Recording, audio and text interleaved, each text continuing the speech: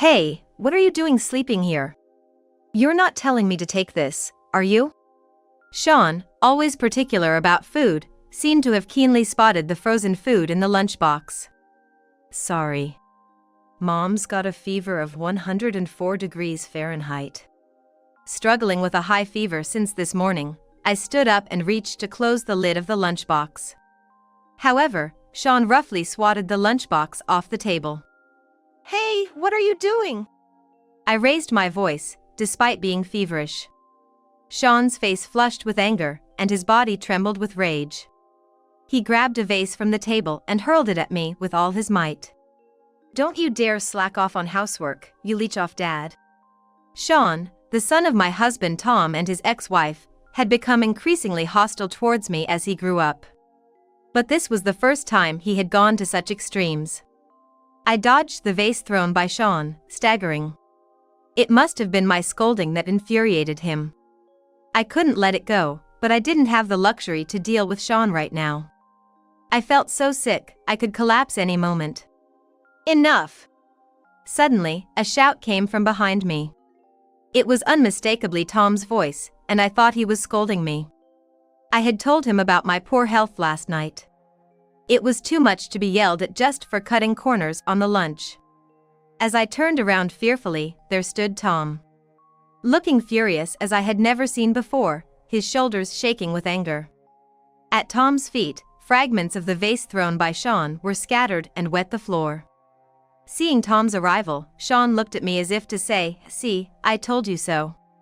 Just as Sean began to smirk, Tom uttered something unbelievable. "My name is Sally Manson. I'm a 49-year-old housewife. I married Tom, my current husband, when I was 42. This is my first marriage, but it's Tom's second. I met Tom at my previous job. I was doing office work, and Tom, a sales representative who visited often, became an acquaintance. Originally not good at socializing, I was drawn to Tom's earnest and honest nature as we talked. Tom had a son from his previous marriage. I was surprised when I learned he had been married before. Could a serious man like him also have a marriage that didn't last? That's what I initially thought, but after hearing the details from Tom, I felt sympathetic. Tom's ex-wife seemed to be quite the party-goer, and it turned out that their divorce was due to her infidelity. Tom knew about her bad habits since they were dating, but he believed she would change. However, no matter how hard Tom tried, the outcome never changed. Despite her promises to never do it again, the ex-wife repeatedly cheated. Even after their son was born, her habits didn't cease, leading Tom to a tough decision to divorce. He couldn't leave his son in such an environment. Tom deeply loved the son he had with his ex-wife. The son's name is Sean, now a 21-year-old college student. Although there's no blood relation between Sean and me, he became my son when I married Tom. I was introduced to Sean during our dating period and had met him several times. I first met Sean when he was 10. It was a delicate issue, so Tom and I took our time to discuss it with Sean. No matter how much we loved each other, if Sean rejected the idea, that would be the end of it. Being an elementary schooler, it must have been hard for him to understand everything. Honestly, it didn't seem to be that important to Sean. Without any particular rejection, Sean became my son. But when we started living together, Sean's troublesome nature became apparent. Tom works in sales at a major insurance company. He's earnest by nature and raised Sean alone after the divorce with his ex-wife. While taking care of Sean, Tom managed his job well and has risen to a managerial position. Through his hard work, Sean never had to experience any hardship. However, there are limits to single parenting. Tom often came home late from work and had to leave Sean alone. Although his parents lived not too far away, Tom, being serious, didn't want to rely on them too much. This led to him being overly indulgent with Sean. He compensated for his absence by buying Sean various things and spoiling him. Sean grew up cunning, learning that he could get anything he wanted by behaving well in front of his father. He became adept at misbehaving without adults noticing. I met Sean at exactly that time.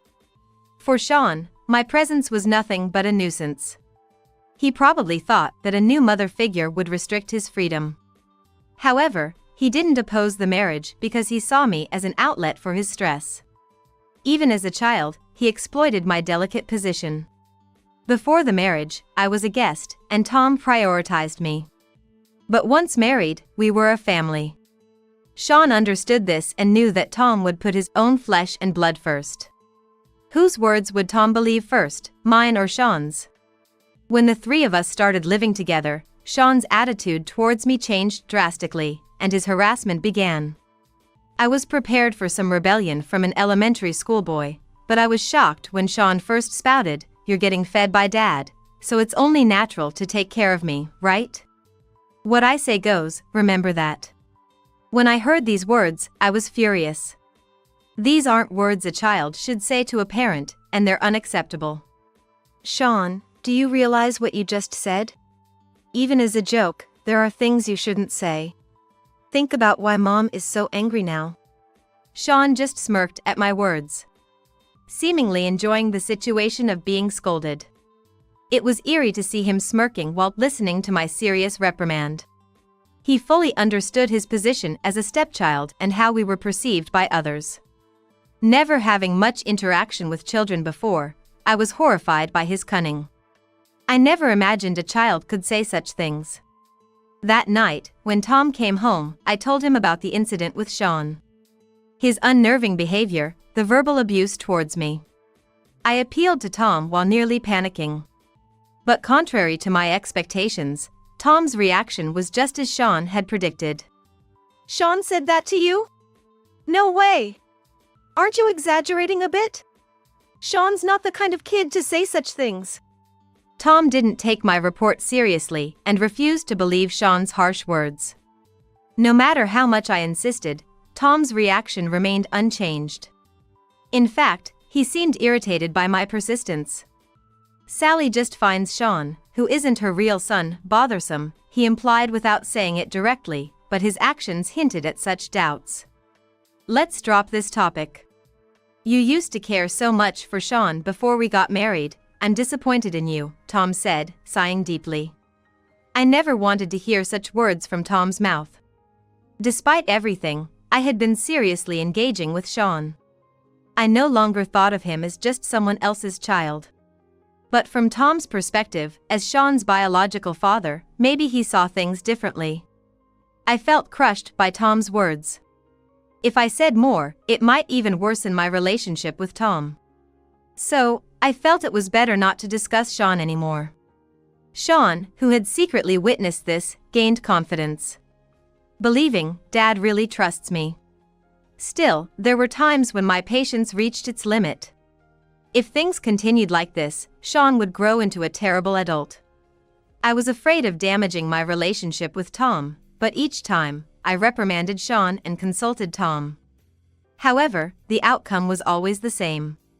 Even when I directly asked Sean, he dismissed it. "Why would I say such things to Mom? You must have misunderstood, or it's a mistake. Does Mom really find me that bothersome?" Sean exploited my position and used it to wedge himself into Tom's heart. If this continued, it would play right into Sean's hands, and irreparable cracks might appear in my relationship with Tom.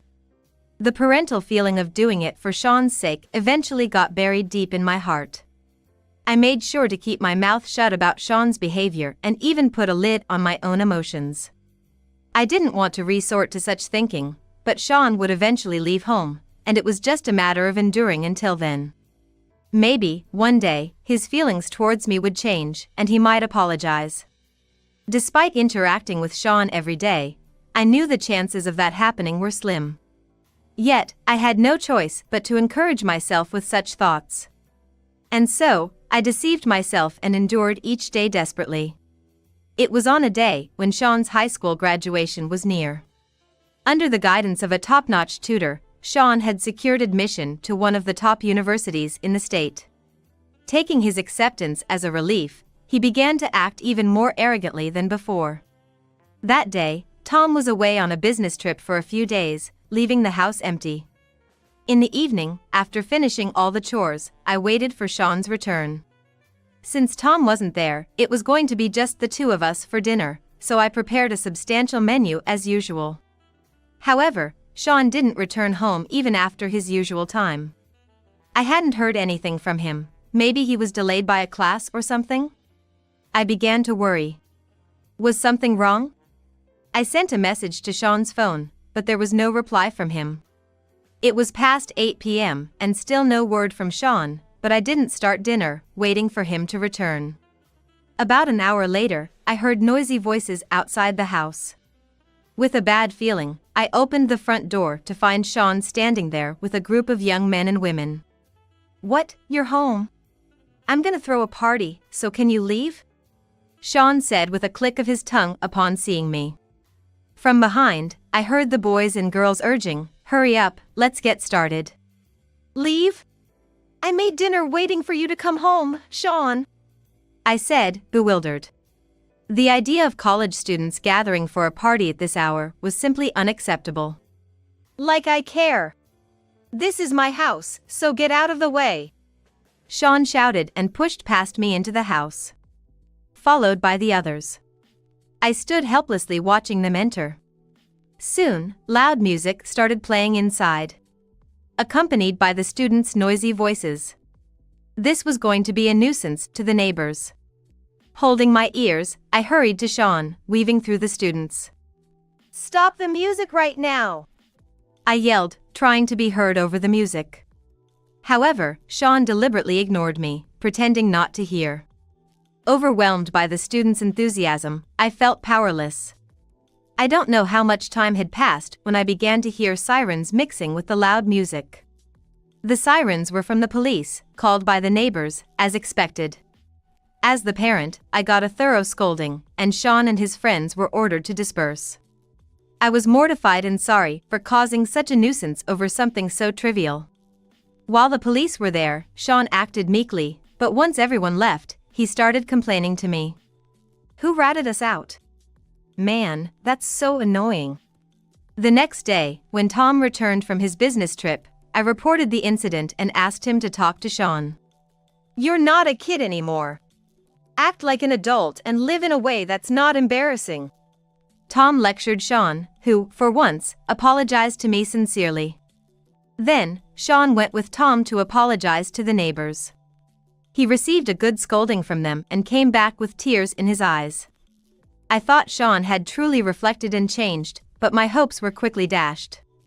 One night, after Sean had started college and some time had passed, I was suddenly struck by a chill. Fearfully, I checked my temperature with a thermometer. 99.5 degrees Fahrenheit. I had a slight fever. I didn't have any symptoms of a cold, but my body felt heavy, and my head was a bit cloudy. I told Tom I'd go to bed early, just to be safe, and went to sleep. The next morning, my alarm clock rang precisely at 5 a.m., as usual, to prepare Sean's lunch. When I opened my eyes, I was hit with a severe headache, barely able to lift myself up. Somehow, I managed to get out of bed and checked my temperature. 104 degrees Fahrenheit, this was serious. But first, I had to prepare Sean's lunch. I staggered to the kitchen, leaning on tables and walls. In my state, I couldn't possibly cook properly. I usually pack all homemade dishes, but today, I decided to fill the lunchbox with some frozen meals I had bought for myself. Though frozen, they were tasty and nutritionally balanced. So, in my feverish state, I managed to prepare Sean's lunch. Perhaps due to the relief of finishing the lunch, I fell asleep for a while on the dining chair and was awoken by Sean's voice. "Hey, what are you doing sleeping here? You're not telling me to take this, are you?" He was pointing at the lunchbox cooling on the table. Sean, who's particular about food, had quickly spotted the frozen meal. "Sorry. Mom's got a fever of 104 degrees Fahrenheit." I stood up and reached to close the lid of the lunchbox. However, Sean roughly swatted the lunchbox off the table. "Hey, what are you doing?" I raised my voice, despite being feverish. Then, Sean's face flushed with anger, and his body trembled with rage. He grabbed a vase from the table and hurled it at me with all his might. Don't you dare slack off on housework, you leech off dad. I dodged the vase thrown by Sean, staggering. My scolding must have really gotten to him. I couldn't let it go, but I didn't have the energy to deal with Sean right now. I felt so sick, I could collapse any moment. Enough! Suddenly, a shout came from behind me. That voice was undoubtedly Tom's, and I thought he was scolding me. I had told him about feeling unwell last night. It seemed too much to be scolded for taking a shortcut with the lunchbox. When I timidly turned around, there stood Tom. Looking angrier than I had ever seen him, his shoulders shaking with rage. At Tom's feet lay the shattered pieces of the vase Sean had thrown, wetting the floor. Sean looked at me with an "I told you so" expression as Tom appeared. Just as Sean began to smirk, Tom yelled again. "Sean, I'm talking about you." Sean froze at Tom's unexpected scolding. And I was too shocked to follow what was happening. "Huh? What are you talking about, Dad?" Sean, clearly shaken, began to tremble. And approached unsteadily, looking like he was about to cry. "You're sick. You need to rest," Tom said, staring down at Sean as he approached me. I stood there, unable to comprehend the situation or move. Then, Tom slowly put his hand on my shoulder. "Just leave this to me." I timidly looked up at Tom's face and slowly nodded. There was no sign of resentment or anger in his eyes. Rather, they seemed filled with regret and apology. Supported by Tom, I sat down on a nearby chair. As I was seated with Tom's help, Sean, unable to hide his agitation, kept muttering something under his breath. "Thank you," Tom said as he sat me down, then began to clean up the broken vase pieces, ignoring Sean. After collecting the fragments, he carefully wiped the wet floor and picked up the scattered flowers. The few flowers I had bought seemed to have their petals scattered from the impact. Tom filled a cup with water and carefully placed the flowers inside. The heavy atmosphere made it impossible for Sean to say anything. He clearly understood what was about to happen. Tom, turning back to Sean, had eyes blazing with intense anger. "You're no longer a child of this house. Do you understand what you've done to your mother?" Tom muttered sternly, glaring at Sean. In the silent kitchen, Tom's heavy words echoed. "Dad, what are you saying? Stop with the bad jokes. They're not funny." Sean, intuitively grasping what Tom meant, tried to respond jokingly, despite being in a panic. "Pack your bags and leave immediately," Tom said, ignoring Sean's words, and then put his hand on my shoulder. "Now, go lie down in bed." I nodded silently and, supported by Tom, headed to the bedroom. Lying in bed, Tom covered me with a blanket. "I'm sorry. I've been too lenient on you. I felt it, but I never imagined he'd behave like that behind my back. You were silent for his sake, weren't you?" Tom's voice trembled as he repeatedly apologized. "Let's go to the doctor after you rest a bit." Tom seemed unable to hide his shock, but after a while, he said this and left the room. I was overwhelmed by Tom's kind words, thinking he was going to blame me. He hadn't just loved Sean. He truly cared for me too. Tom had been struggling and watching over me. Despite the fever, the pain seemed to fade away, replaced by a glimmer of hope in my heart. At the hospital, I was diagnosed with a high fever due to overwork. They said I would recover with some rest at home. Back at the house, Sean was still pacing around with a large bag, seemingly in disbelief. As he packed, Tom paid him no attention. Eventually, Sean left the house in resignation. He was a college student, he could manage on his own, but I never imagined it would come to this. He would probably stay with his grandparents or a friend until things cooled down. Tom's anger was extraordinary. Yet, I thought he wouldn't abandon his beloved son. However, Tom's resolve was far stronger than I had anticipated. Sure enough, Sean sought refuge at his grandparents' house. He deceived them, claiming I had kicked him out, garnering their sympathy. "How terrible! I'll talk to your father. Just tell us the truth." Sean, tasting success, plotted to frame me. He claimed that I, not being his real mother, had been horribly harassing him. And that in a panic, he had thrown the vase to defend himself. Dad misunderstood, he cried, winning his grandparents' support. Poor Sean. You can skip college today and rest. Don't worry about your mother, I'll handle her. Pleased with how things turned out, Sean snuggled into the provided bed. I just need to act like a grandson in shock. He never doubted his plan would work. However, Sean was about to face an even greater hell. The next day, buoyed by his grandparents' support, Sean confidently headed to college.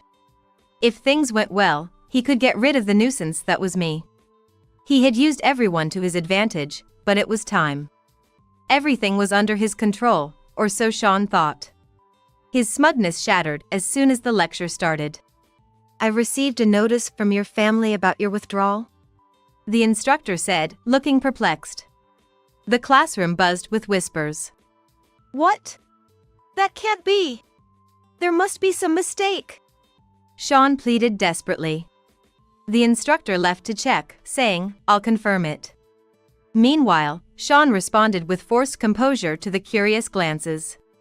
No worries. The teacher's just confused. What a fuss over nothing, he said, but a terrible premonition raced through his mind. No way. After a while, the instructor came back and said matter-of-factly. It's confirmed.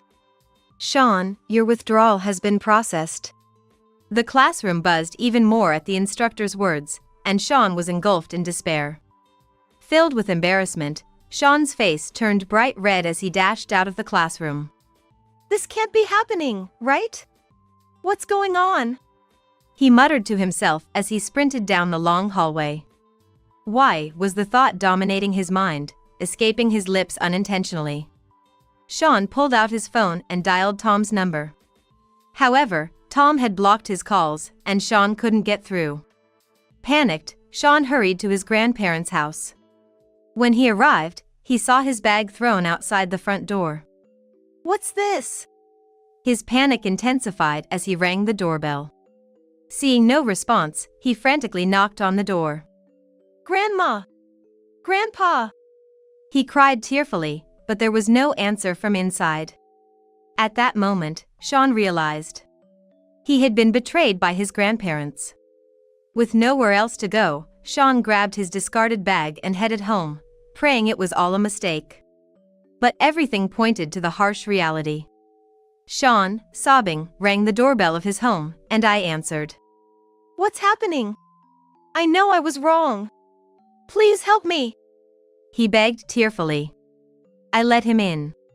And Sean, feeling a sense of relief, cried even louder. As planned, I took Sean to the room where Tom was waiting. Sean sat down but wouldn't stop crying. Tom silently watched Sean, waiting for him to stop. Unaware of what was happening, Sean kept crying for a while but eventually stopped. Once Sean had calmed down, Tom spoke with a stern face. What do you plan to do by coming here now? Tom's words filled Sean with despair again. He wasn't forgiven, he couldn't return to this house. You should know, your grandparents won't take you in anymore either. I said coolly, like adding insult to injury. The grandparents had initially taken Sean in as planned, only to later turn him away. The shock would be greater this way. It was a retaliation for Sean's betrayal and pretense of repentance. He needed to experience firsthand the pain I had endured. The decision to withdraw you from college won't be reversed. If you want to continue your education, figure out the tuition on your own. I hadn't thought of going that far, but it was Tom's decision. He wanted Sean to fully experience the consequences of his actions. Before I married Sally, I made you endure many lonely moments. That's why I always put you first, even over Sally. You always played the good boy in front of me, and I believed you were reflecting on your mistakes. Tom had spoiled Sean, aware of his leniency but feeling pity for him losing his mother due to parental decisions. He thought the conflicts between Sean and me, his stepmother, were inevitable and believed Sean never crossed the line. However, Sean's continuous verbal abuse and finally throwing a vase at me were the last straws for Tom. He decided to push Sean away, realizing his upbringing had contributed to such vile behavior. He couldn't forgive Sean for tormenting me for years and didn't want to believe it. Taking everything from Sean and pushing him away was, in a way, a punishment for Tom himself. What? I can't get help from Dad anymore? It's impossible, I can't survive alone. Sean cried and clung to Tom, but Tom's mind was made up. Out of a sliver of compassion, Tom handed Sean just enough money to live on for a month. In this limited time, he has no choice but to figure things out on his own. Sean, having been pampered all his life and having everything go his way, was now facing his own hell. His withdrawal from college meant missing out on a promised elite path and ending up with just a high school diploma. He was cut off from his parents and grandparents, now forced to live on his own. The grandparents had always doted on Sean as their grandson. But their views changed after Tom revealed my long suffering at Sean's hands. No matter how beloved a grandchild, some things are unforgivable. Initially hesitant about disowning him, they agreed to cooperate, considering both Tom's firm stance and Sean's behavior. They let Sean in only to turn him away later, a more impactful shock than outright rejection. Sean rented a rundown apartment the same day. A place with shared bathroom facilities, thin and dingy walls. Any loud partying would get him kicked out in an instant. Staring at his dwindling funds, Sean wept. He had lost his home, his family. His friends, who had always taken advantage of his lavish lifestyle, were now gone too. Sean, who had always been self-centered and lacked common sense, had maintained friendships solely through money. Now, without any allies, his future was bleak. He had never worked a day in his life, relying on his parents for even social expenses. Could such a pampered person find a job? To survive, he would have to take any job, no matter how tough. As these thoughts crossed his mind, Sean's tears wouldn't stop. A year had passed since Sean left our house. Tom had started to prioritize me again, like when we first met. Recovering our relationship that had been centered around Sean for the past decade. I, too, could now enjoy my relationship with Tom without constantly thinking about Sean. I'm truly sorry for all the pain I caused you. Blinded by my love for my son, I lost sight of everything else. I had never voiced it before, but every time Tom criticized my words towards Sean, I felt deeply troubled, sick even. I felt attacked for not being his biological mother. Even though Sean legally became my son, there was one aspect that could never be changed. I felt crushed, as if this unchangeable fact was constantly being used against me. Now, I can talk about it, but Tom always had this delicate matter in the back of his mind. He never meant it in a bad way, he was resolved never to speak of it to me. Learning how much this troubled me, Tom began to apologize whenever the opportunity arose. Sean's departure freed us from various entanglements. Whether he knew it or not, Sean started sending us letters periodically. They weren't about wanting to mend our relationship, but more about updating us on his situation. It must have been his way of apologizing. Since that day, he's been desperately looking for work, getting by day to day through manual labor. Tom doesn't say anything, but he seems a bit relieved reading those letters. We won't reach out to him anymore, but it feels like a burden has been lifted off our shoulders. At our age, having children of our own is difficult, but it looks like we can live happily together now. Until now, life has been more about enduring hardships than enjoying it. But from here on, I can live my life. A bright and enjoyable life.